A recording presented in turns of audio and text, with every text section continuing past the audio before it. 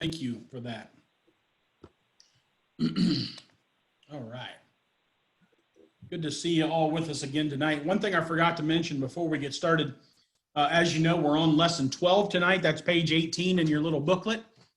So you turn there. And as we've said a week or so prior, this lesson is fairly short. We always have good conversations, so we may not get all the way through this lesson tonight, but if we do, we'll get into next week's lesson. But next week's lesson then, lesson 13 is the final lesson in this particular series, and I guess we have planned for our new study is going to be this lesson. You probably can't see it. It's called Living One's Faith, and it's a study of the book of James and Jude. That'll be our next Sunday night, our Sunday night's lesson after we're done with this lesson. Digital copy of that is available to you on our church website. Is that right, Matt? It's on padfield.com, and we emailed a link to people and members of the church. Very good. So you can view it digitally if you'd like, or make a paper copy, however you want to do it. That'll be what we study after we're done with this particular study. Wednesday night study, after Mike's done, we're going to look at the book of Proverbs. And that's available also, whether you download it from Padfield or you did not download it from our website, either one. And this kind of a study on Proverbs is a little different than maybe what you're accustomed to. Generally, whenever I've studied Proverbs in the past, it's been kind of a verse-by-verse sort of a thing, and which is fine. But this study is going to be a little different in that it groups, we're studying subjects at a time rather than verse by verse. So in other words, as you know, you're reading through Proverbs and you'll be talking about the family or children or something. And then in the next breath, you'll go into the wisdom of business. Well, what? Where'd that come from kind of a thing? Where this kind of breaks it down into more of a categorized study rather than a verse by verse. So it kind of helps. So said that to say this, you'll kind of be bouncing around through Proverbs to get what the study is about, but it'll be within that category as we study. So hope that makes sense to you. But we'll get into that once Mike's done. He may be 3 or 4 weeks away from that, but it's still available to you. Be sure and download that when you're ready for that. Okay, should have said that to start with, but so sorry about that. All right, we're studying tonight lesson 12, the parable of the tares. And it's an interesting parable. It's short, and so we'll read through it again, of course, but we'll look at some things here on this, and there's a lot of good study with this as well, a lot of good comments that can be had, and so be sure and pipe up when you have a question or a comment. Of course, we always look forward to your comments. So let's read Matthew chapter 13, verse 24 through 30. So follow along with me in your Bibles as we read Matthew 13, 24 through 30.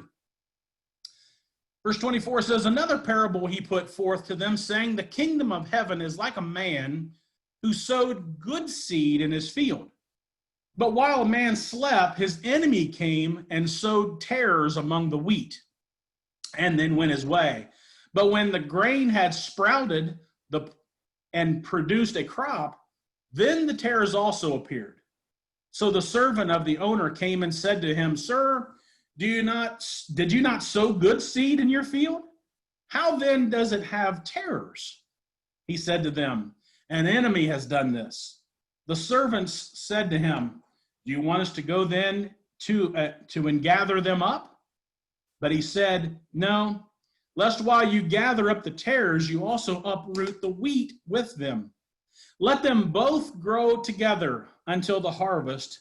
And at the time of harvest, I will say to the reapers, First, gather the tares and bind them into bundles and burn them, but gather the wheat into my barn."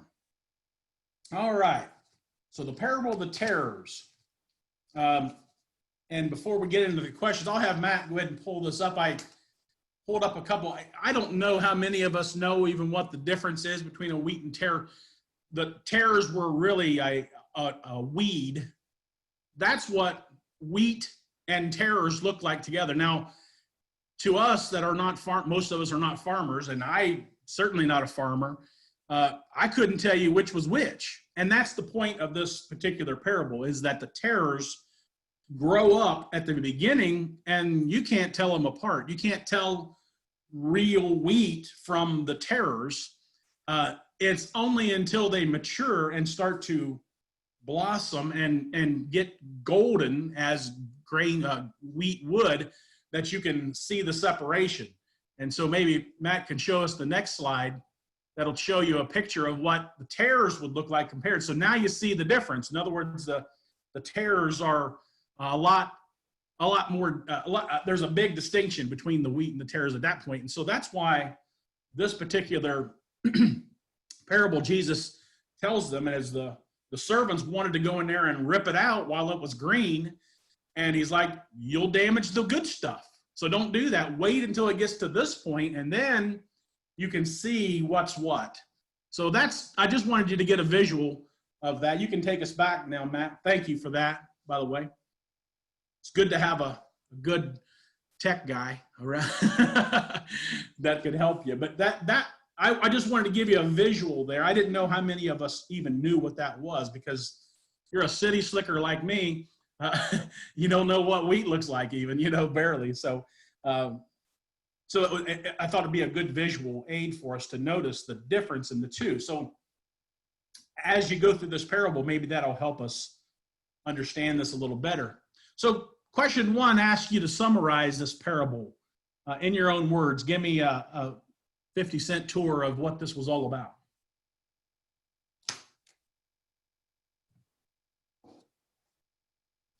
Had a guy who was planting his fields, right?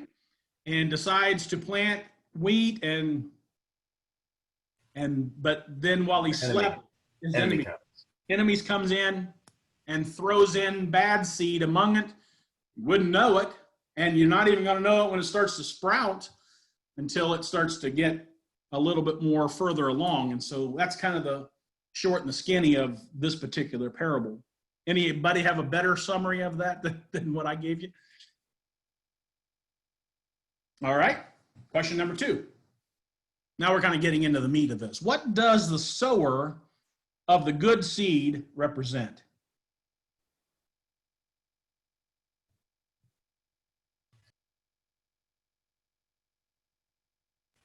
I guess it could be God in a sense, or Jesus, or even us as sharers of the word. Yeah, depending on how you look at it. The one with that was more us, but because we're actually sowers of the seed. Anybody have something different than that, or would like to share something? Darren, Yes. I had answered that, Christians, and then I got to the next question, or a couple questions down, and I thought, Maybe not. that just because what's the wheat then? Right. So I kind of was with Matt on it's God with his seed and everything, and he has his word, and he wants to make sure everybody, he wants to plant that in all of the hearts of people, and that. So I guess that's kind of how I looked at it. Not that it's right or wrong either way, but it was just right. To kind of to make it make sense to me later. Right. So okay, good. We'll tie it all together as we go on. Sure. Anybody have something else or would like to contribute that anymore?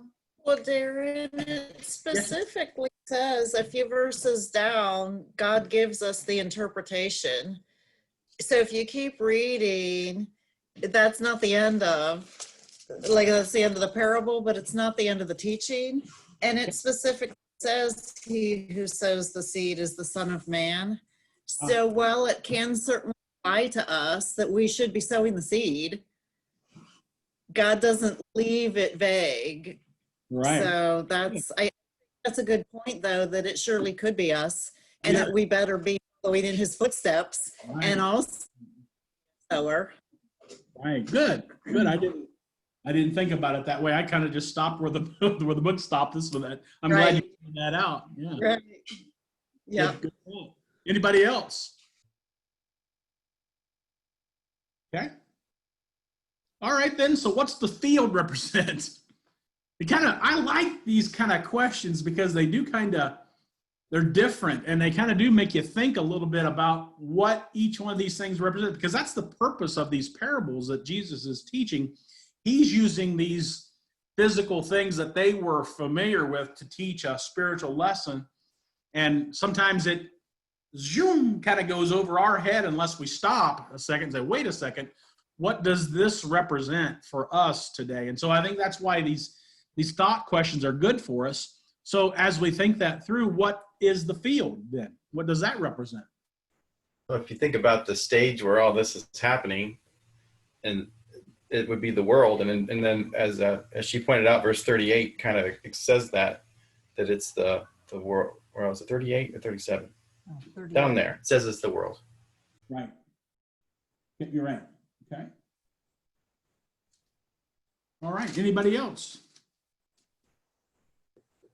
Okay. All right. So what's the representing? What does the enemy represent?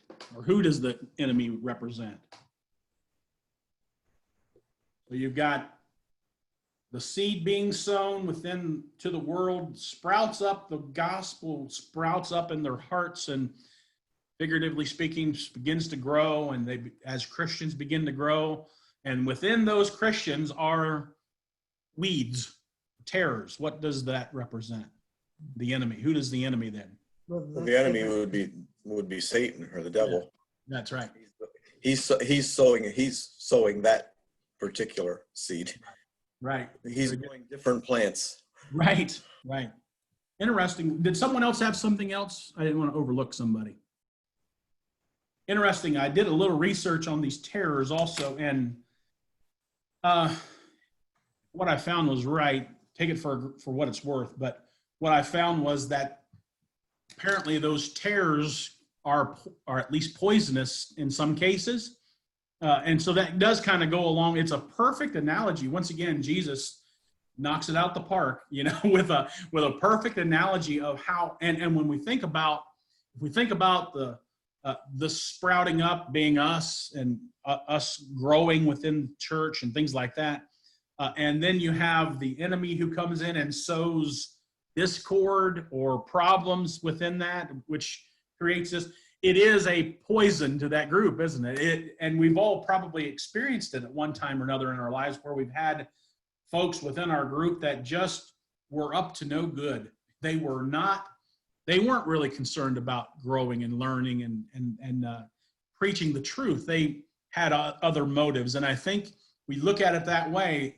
If what I found to be true is true, that the tares are poison, you think about that. If you're a farmer and you've got a field of wheat, what you think is wheat, and then these tares sprout up within it, that's going to pollute your wheat. Obviously, you don't want that. And it is a perfect example or analogy of what we're talking about with these tares sprouting up, looking like the real McCoy. They look good. They look like they're what they need to be. And then all of a sudden, as they bloom and blossom, their true colors start to kind of show. I think we can see how that could happen to us, can't we? Any other thoughts on that? Yeah, I'm sorry. Go ahead, Matt.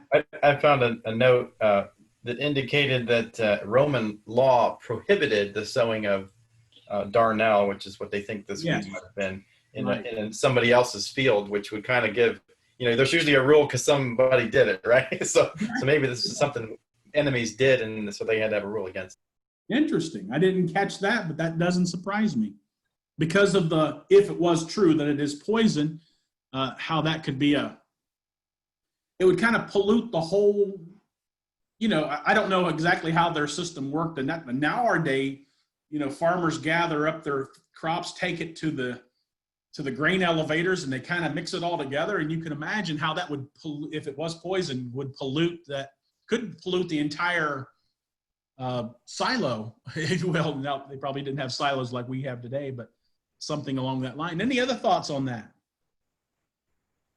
I put along with Satan being the enemy there, of course, but also false teachers which comes from Satan, obviously, we realize, but false teachers can also infiltrate, if you will, or mix and blend in sometimes with Christians, and is kind of hard to tell sometimes, isn't it? It's kind of hard to distinguish until things kind of progress along, and then they start to kind of show themselves as, wait a second, that's probably not right, and you start to kind of work it through. So it is, once again, a perfect analogy. Any other thoughts on this enemy, number 4?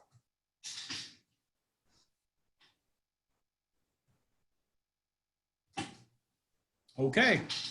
Number 5, who's represented by the wheat?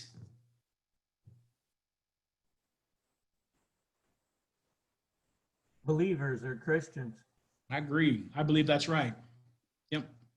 And how about the tares then? We've kind of hit on this some. False teachers. How about hypocrites? The sons of the evil one.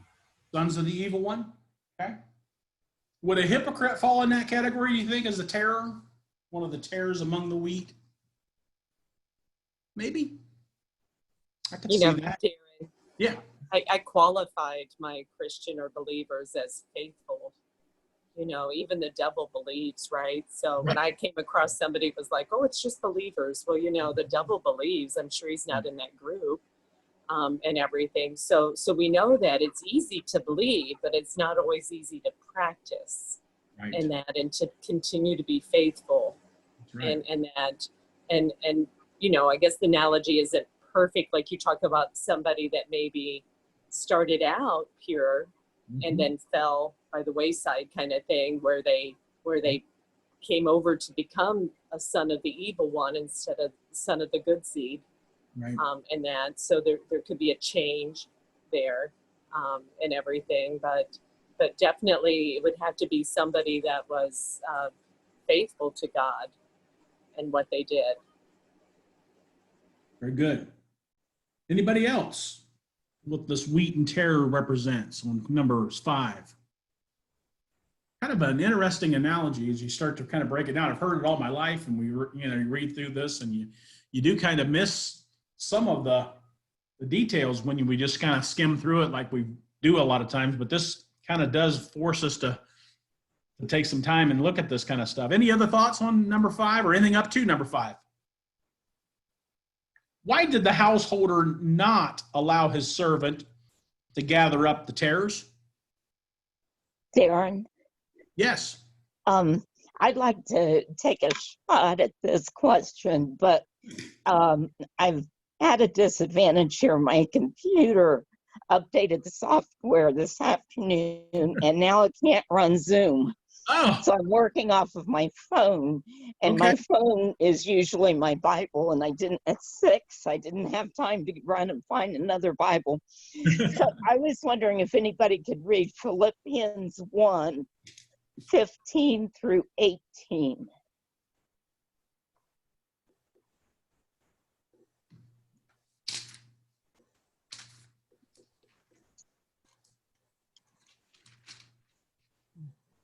Philippians 1:15. Does someone have it? Yeah, I got it. 1:15 through 18. Yes. Some indeed preach Christ from envy and rivalry, but others from goodwill. The latter do it out of love, knowing that I am put here for the defense of the gospel. The former proclaim Christ out of selfish ambition, not sincerely, but thinking to afflict me in my imprisonment. What then? Only that in every way, whether in pretense or in truth, Christ is proclaimed, and in that I rejoice. Okay, my thought on this parable and on what Paul is saying is that you've got false preachers, or at least preachers who do not have a sincere heart. And so I'm thinking about this. Paul seems to think it's great.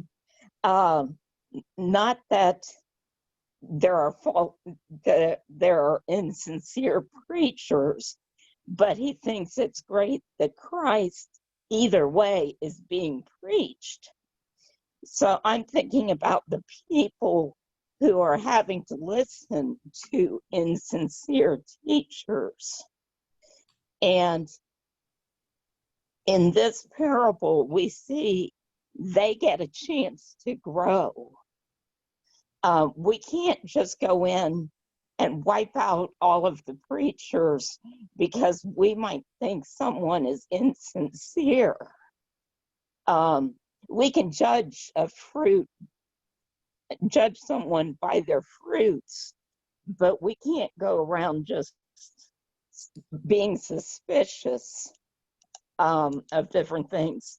And I'm thinking of, so you've got a preacher who is only preaching in order to hurt someone else, like Paul, and to make Paul feel bad.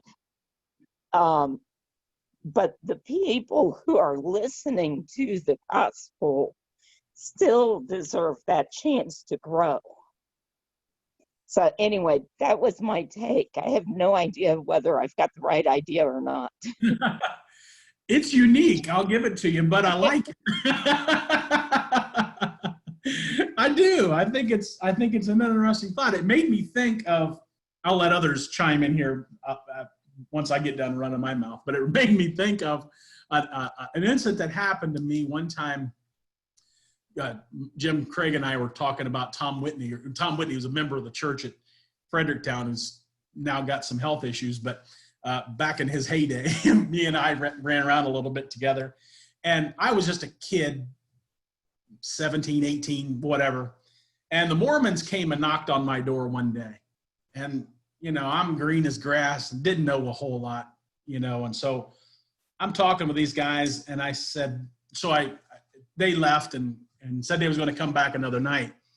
And so I get Tom on the phone. I say, hey, Tommy, these guys are coming over and I don't know what to tell them. And I need your help. So he comes over with me and meets me there with these guys.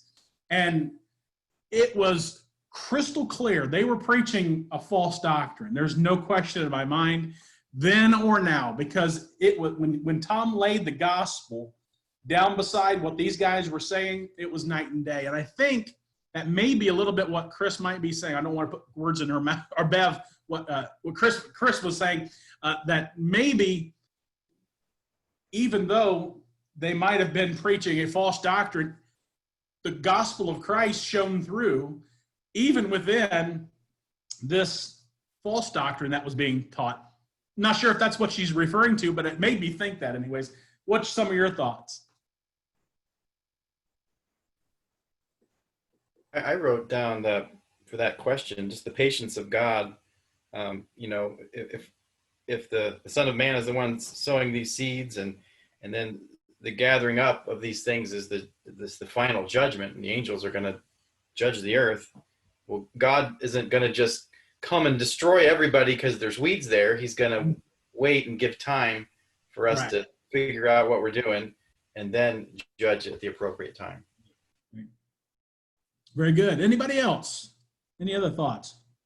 Darren, I went back to the field. I so appreciate what everybody's saying about weeds in the church. I so appreciate that. And I think that's very true. But I went a little broader than that with the fact that there's going to be weeds around all of us. I mean, we're not isolating ourselves in some sort of commune somewhere in that. I mean, so in the world, God has sown his seed in that, and there are going to be those that are faithful to him and those that are seeds of the enemy and that. And our lives are entwined with all of these people.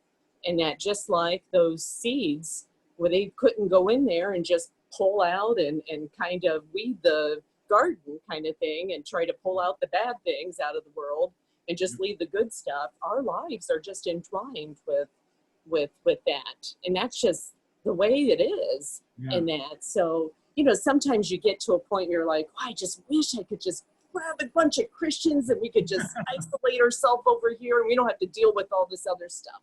That, but that's not reality. It isn't. I mean, we've done Camp Noah, and after a week of being with Christians, everybody's like, well, let's keep it going kind of thing. But it really just isn't reality in that. And when he talks about how he wouldn't allow them to divide that up or try to pull them out, our lives are kind of intertwined, whether we like it or not.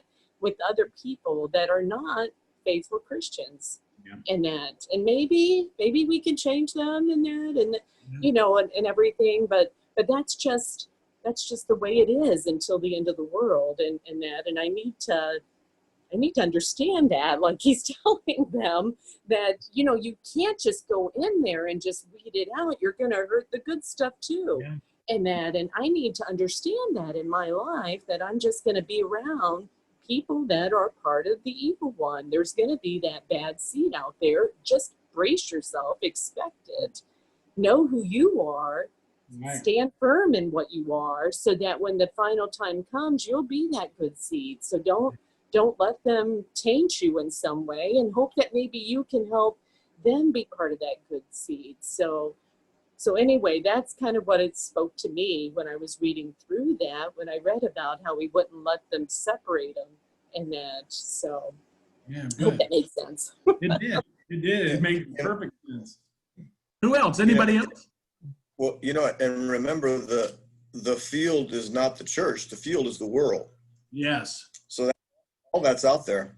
And think about the collateral damage from, you didn't want the tares to be pulled up unless you pull up some of the wheat with them. I mean, so he's in Gomorrah, Abraham had bargained with God. If there were 10 righteous people in the whole city, he would have spared it for the sake of 10. Guess what? There weren't. But that's the thing. I think the same concept. What Abraham said it, I think, I think God was testing him this whole time. But Abraham said it, would you destroy the righteous with the wicked? Yeah. And the answer is, well, no, God would spare them. So I think that's the whole point there. The good seed and the wheat, he wanted to spare to let it grow and mature, and who knows, along the way, we got a chance to maybe convert some of the tares, I guess, so to speak. Yeah. Yeah. Darren, Yes, ma'am. the thought I had about the Mormons, even though they don't have the full truth, in many ways they have a pretty good influence, because they really, from what I've seen, try to live a moral life. Yes. And I think their influence is better than other kinds of denominations. Yeah. I 'Cause like agree. the Methodists, it doesn't bother them to drink. Right. you know. Absolutely. And a lot of others, same way. You're right. Like in the world of entertainment, most of the wholesome entertainment you'll find is going to typically be Mormon based, Right. believe it or not. Absolutely. So yeah, it's kind of like a little bit of like what Dee was talking about, where it can be a help in some ways. Even it's strength. I'll put it it strengthened me to see, and as you're saying that, it's true. I was encouraged by their zeal. I really was. I thought these guys are actually doing something. They're trying. They're wrong, and but they're at least putting it out there and trying. What am I doing? It kind of shocked me into a little bit of reality slap to say, okay, I get it. They're wrong. There's no doubt about it, but they're eager and they're at least willing to put it out there and try. So it is. Yes. Somebody else. A long time ago, Brenda and I had a study with a couple Mormon girls Mhm. that had come around, and we started to study with them. And we gave them some material, and they gave us some material, Sure. and eventually what it came down to them having to reveal the fact that they could not read any of the material we let them have. Right. Right. Then it came down further, the fact that they were going to bring their elders. Well, these young men came over one night, Yeah. and Right. the bottom line was, we heard that, they were not going to cast their pearls before the swine. We were the swine. Absolutely. And that's the first time I'd ever been called that. Right. That's right. I was going to, another thought is that we had a preacher a good many years ago that would always ask his children and say, as far as his children being with other friends, he would say, which way is the influence going? Are you influencing them for good, or are they influencing you for bad? So that's, you know, we are in this world, we can't get out of it, and we are made stronger by coming through these trials and persecutions and everything like that. And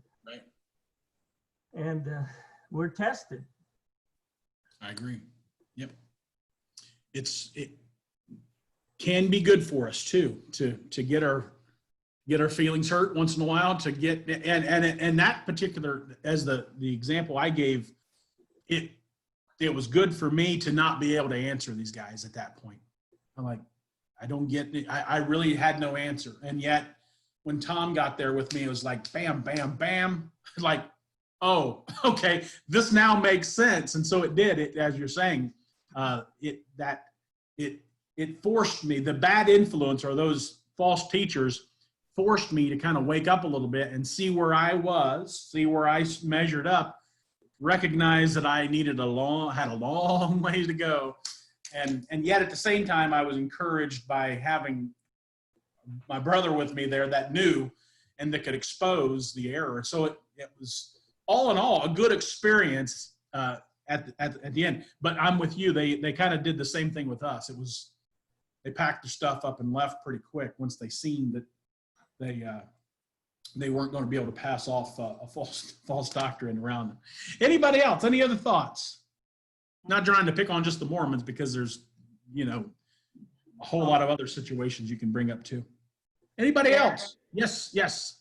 I was thinking all the different things that people were saying, and I think back with the field, God, both of those, the wheat and the tares, were in good soil because they both grew. Right. And I think that's an application for us, that we have the same opportunities that the wicked people, I guess would have. And it ties in also with the influence of whether we're going to be a good influence on them or they're going to be a bad influence on us. And but God, excuse me, being the just God that he is, with him waiting, you know, he wasn't going to, you know, gather up the tares and destroy the good. Right. He's waiting to see. And I think in our lives today, there are things, you know, we're obviously, none of us are perfect. And I think that helps us grow more when we are exposed to the people that need the word. I think it makes us, like you said, it'll make you sharper, make you aware of maybe your own weak points or some way that you can, you know, influence the good into the bad. And I know from personal experience, you can think that you have all of your, you know, you've got your sword, you've got, you know, the whole armor of God, but the devil knows how to get in through those weaknesses, and he exploits them so well. And that's why I was thinking back on question 5 about how both of the wheat and the tare can imitate one another. And I think a lot of times that is the danger of the, you know, extra influence with, if we're not strong, then we are going to end up being hypocrites, or, you know, showing two different faces, one on Sunday morning and Monday, you know, you're totally different the rest of the week. Right. And so that made me think a lot of, you know, it's a story, but there's so much more that you don't realize until you get in here and you hear everybody else's comments. So I really appreciate everybody bringing stuff to light that I hadn't even thought about. I tell you, I appreciate what you're saying. I'm amazed at it. I really am. That's why I love this class so much, and our classes, even on Wednesday as well. How much, just like I said to start with, it's okay. The parables, another yawner, you know. But it is just amazing how much I've learned, and hearing your comments. It's great. I love it. Anybody else on this question? 6. Yeah, We may not get to the next lesson anyway. That's okay. Go ahead. I was gonna say that I'm at a college that's religious. They're Nazarenes, so I'm gonna pick on the Nazarenes. You were picking on the Mormons. Okay. But, it's really sad to me because technically, I think by definition, those people are tares, because when it comes to the judgment day, they're not. They don't have stuff right. I don't think there's any way that God can excuse some of their doctrines and the things that they do. Right. And they don't even know that they're tares. Like, Right. they're not even they aren't the false teachers who are going out purposely trying to deceive people. They're good, honest people who just have it wrong. And I think that's extremely, extremely sad. Yeah, that's a good point. That's probably true with most false doctrines, when you think about it. Most, not all, most people are truly sincere. They really are. They are sincere and they want to do what's right, but as you said, they just have it wrong. It's exactly what we found in my example as well. Anybody else? Question 6. Or anything up to question 6. All right, number 7. When did the house... I'm sorry. Someone have one? Okay. Oh, yeah. I'm sorry. Heck, maybe. Go ahead, Mike. Catholic Church, their doctrine is not correct. But as a kid, that's where I learned about God. Right. And, even though I learned about the gospel, there were lots of bits and pieces that were inaccurate, but I learned the stories, at least. I learned about Jesus and what he did. So even though, they have apostate learned,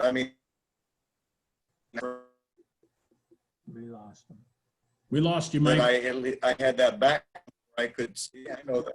Yeah, story, just the application might have been wrong, but I had the story. Right. So, the was preached, but not ideally. Right. Good. That's a good point. That's true. And that can be said in a lot of cases of the word, that a lot of those kind of situations that even though maybe we were taught wrong in cases, but yet you're right. There's still little nuggets of truth that still kind of shine through. Anybody else? Yeah, Darren? Yes, sir. Sometimes as Christians, we think that, if we could kind of isolate ourselves with just all Christians around us, that life would be so much easier and we wouldn't have so many temptations to do things that we shouldn't be doing and so on. But we are told that we're to be in this world and not of this world. Right. And I think there's a reason for that we can be an influence on others. And in this parable, I don't think the wheat are going to change the tares any, but yet, as we think about it, and what Mike said earlier, that we can be an influence on others just by the way we conduct ourselves and the things that we do in this life. Right. And we can lead others that might not be, strong in the faith. We can lead them and maybe encourage them to become stronger. So we're in this world for a reason, and that is to be an influence. Right. We're to be the salt of this earth. Right. And we're to influence others and maybe lead them to Christ. Absolutely. Good thoughts, good comments. Who else? Anybody else? Good stuff. This is good stuff. I'm telling you. I'm really enjoying this. Nothing on 1 through 6. Number 7, when did the householder say the tares should be gathered? What's represented by that? When everything had matured and it was harvest time. Right. What's the representation of that? What's your thoughts on that? The judgment or the end of the age? Yeah, I think that's right. What's your thoughts on some of that? I kind of had a little different slant. I think you're right. I'm not saying you're wrong. I think my thought was, and I could be wrong, but my thought was more about letting this come to fullness and then being able to determine what's right and what's wrong, whether this is good wheat or is this a fake, and I thought about that a little bit when it came to, ultimately, you're right, it's ultimately going to be judgment. But yet at the same time, we're fruit inspectors. We're to inspect people's fruit as we go along and see how this person's, what they're saying, does it follow in harmony with God's word or not? And I guess that's kind of where my head was going when it comes to this idea of determining which one of these is a tare and which one's a wheat is going to take a little time and allow some things to kind of mature and allow what they're saying to come to fullness. That's kind of where I took it from. So yes, you're right. Ultimately, I think judgment is ultimately what it's talking about. But at the same time, you and I, as we're going through this life, we kind of have to make some judgment calls. In other words, for an example, I had to make a judgment call that night with the Mormons and Tom Whitney, and it was obvious, that these guys were a terror in the wheat field. And so it was a judgment call, yes, but at the same time, it was stacking what these guys were saying against God's word. It was crystal clear what was going on. Same as is true when these tares come to bloom, and then you stack that beside the wheat. As they're growing, you may not get the point as well. They're kind of hard to determine, but as they grow, as they show themselves more, it becomes clear what you have there. Thoughts on that? Questions about that? Number 7. In other words, a lot of times, false doctrine sounds pretty good from the beginning. As you begin to hear it, and as when it's first introduced, maybe it sounds that makes some sense, and that you start to kind of fall into it. But as time goes on, it begins to eventually separate itself from the truth. Darren, I was thinking about what you were saying. Yes, ma'am. Even in the parable before the harvest, people could look into the field and see they were tares, and they had matured enough, just like you were talking about that one plant that looks like wheat in the beginning, but then as it matures, it's obvious to anybody looking at the field that it is not wheat. Right. And it might be, like you're saying, this one thing that was poisonous and that. So even before the harvest, others could look in that field and see that wasn't truly wheat. Just like even before it's harvest now, before God's judgment day hasn't happened, but you could look and see by comparing it to the seed, the original seed, you could see that it doesn't meet up with what the wheat was. And that you could see this is poisonous. This is not the good stuff. We know the good stuff now. It's just that, when harvest came, that's when he could separate everybody and be able to tear them apart and put the good wheat all over on this side and put the tares on that, because now it was time to reap and harvest and let the angels go through with their sickles and take care of that. So there is a lot of truth to what you were saying. Like, you can measure something to see even before harvest, whether it's the original crop or not. I always laugh when I'm going down the road and there's like, in some sort of soybean field, there's one little corn stalk going straight up, and you're like, well, that wasn't intentional, I don't think, or Yeah. whatever, but you can tell that wasn't supposed to be there or whatever. And just like in the pictures you gave us, those were wonderful to be able to see that sometimes there are plants that are in there that don't belong, but but it's not over yet. You know, it's not over till it's over kind of Right. thing. But we can see, you know, oh, don't, you know, I wouldn't be eating off of that one or something. So, so what you're saying has a lot of truth, and just looking at and examining against the real seed whether something's true or if it's fake, Right. and if it's good for you or poisonous. Right. And sometimes that takes time to figure that out, you know, and that's a good point. Good thoughts. Anybody else? Question 7 or Darren? up to 7. Yes. When you were talking about the fullness, letting them come to the fullness, it reminded me of Genesis 15, where God is telling Abraham what's going to happen over the next 400 years or so. And he was saying that the fullness of the wickedness of the Amorites, it's not come to the fullness yet. And sometimes I wonder, I look around at the world right now, God is allowing evil and wrongness to play out right now. But I think the time's going to come when he's going to say enough of this. Yeah. And he might do something about it later. But he's always let things run their course to their fullness. Yeah. Yeah.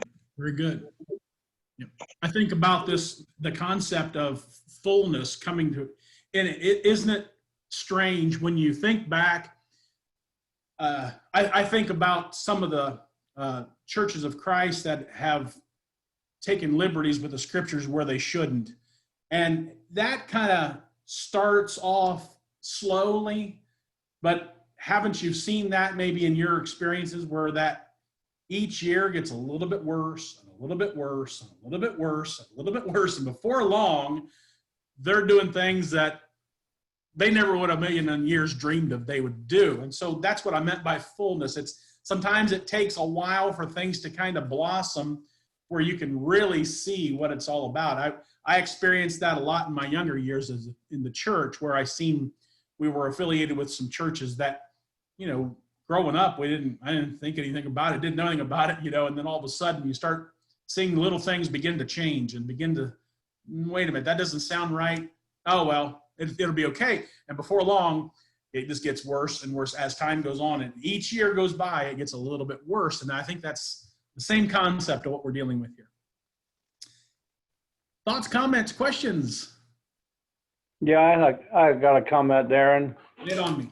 There was in one of our past gospel meetings, there was a preacher that said, okay, you know, you can be sincerely wrong, but then when you're confronted with the truth, you're either going to be sincere or you're going to be wrong, because you can no longer be sincerely wrong anymore, because you've been confronted with the truth. And now it's a matter of what are you going to do with it? Am I going to totally reject it? In which case I'm no longer sincere anymore. Yeah. Boy, that'd preach. That's good stuff. That's really good. And that's a perfect way of analyzing of that. Very good. Anybody else? About out of time. So number 8, then what application can we make of this parable today? Boy, it's a long answer, right? Give me the short version of a long answer then. You know, I think one of the things is that God is long suffering. Oh, yes. It's not immediately bang, strike somebody down with lightning, they're out of here, get them out of the way, good. Right. And sometimes I think we think God is just, everything's instantaneous, but he lets things go until, well, Chris made the allusion to until the iniquity of the Amorites was fulfilled. Right. Think of the sneak preview of Daniel chapter 9, the destruction of Jerusalem. It didn't happen like 2 days after Jesus was resurrected from the dead. You know, we're talking like 35 to 40 years later. You know, they gave them opportunities to repent, and then there's no return. So God's not willing that any of us should perish. And I think that's gives all of us great hope, not only for ourselves, but for our loved ones and those that aren't in the Lord. There's still that hope that allows them to continue going on. And aren't we thankful that God probably doesn't think like us on those things? Because, we want to like zap, get the tares out of there, and let's just focus on the wheat, shall we? And that's not the way it usually happens. So, and we're all fortunate because at some point in time, we were in some way, shape, or form in the same boat. If we weren't a tare, we might have ended up in the same vessel with them. That's right. If nothing else. Good stuff. Hey, Anybody else? Darren, Yes, ma'am. I was thinking about how God expects us as wheat to still be fruitful, even if we are mixed in with tares. Yeah, that's true. He expects us to come to fruition, to grow, and to not just give up growing because, I've got a bunch of tares around me or something like that. He expects us to come, just like the wheat stalks in your picture there, they were full of grain. Yeah. And God expects us to be able to still do that, even if we're around tares, and that he still wants us to leave a fruitful life for him. And that, so that when it comes to the point that he is harvesting, that we've given a good crop. So Good thoughts. Really, really good job tonight. Anybody else before we close tonight? Next week, of course, will be our final lesson, so be prepared for that. If we get through that, then we might do a little introduction into the next lesson. So try to download that lesson, or however you're planning on doing that here this week, and then start looking at the first lesson, then maybe of the new book. So, because who knows if we'll get through it or not, our next lesson or not. If not, you'll be prepared for the following week. So thanks again for your comments. I really enjoyed it. Once again, I enjoyed the class.